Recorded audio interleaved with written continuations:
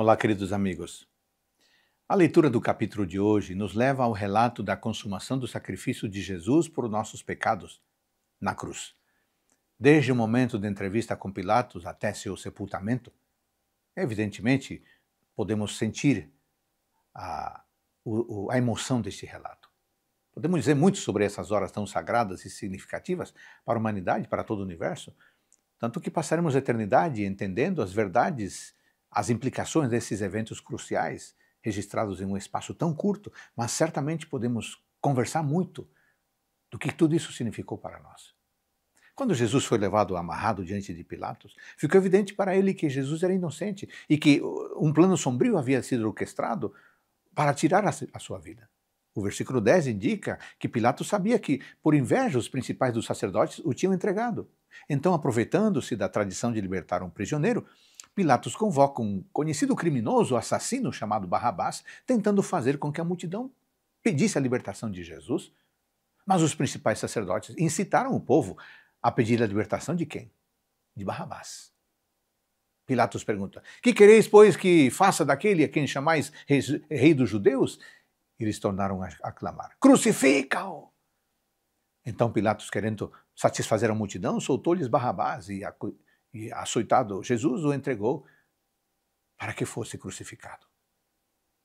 Desta forma, Marcos apresenta como Jesus tomou o lugar de um pecador que não morreu, nem recebeu a consequência justa de seus atos, mas sim o inocente e justo Jesus, que toma seu lugar, como um exemplo do que Jesus estava fazendo em favor de cada habitante, em favor de cada ser humano deste mundo.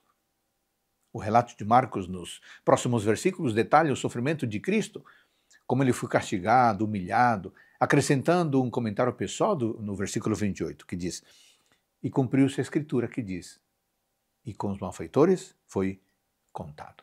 É uma clara alusão à profecia messiânica de Isaías. Além disso, ele nos diz que quando Jesus expirou, o véu do templo se rasgou em dois, de alto a baixo, verso 38, indicando que o serviço sacrificial que acontecia no templo, ordenado por Deus no santuário que Moisés mandou construir, havia chegado ao fim. Os sacrifícios do santuário tinham a intenção de explicar aos israelitas o plano da salvação e como o Messias seria o Cordeiro de Deus que tiraria o pecado do mundo. Agora, Marcos, ao contar sobre a morte de Jesus, estava dizendo claramente que ele é o Messias e que sua morte havia cumprido o sacrifício do santuário, que Jesus era o Messias, o Cordeiro de Deus que morrera não somente por Barrabás, mas por todos os seres humanos. Marcos está dizendo aos seus leitores que Jesus é o único meio possível de salvação para o ser humano.